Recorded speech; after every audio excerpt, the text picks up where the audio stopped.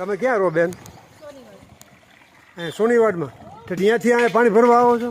ઓહો, પાણી બહુ મીઠું હોય છે. તમે બેન ક્યાં રહો છો?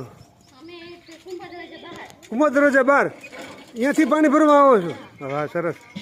દરરોજ એક વાર બે વાર આવો છો? બે વાર આવો છો.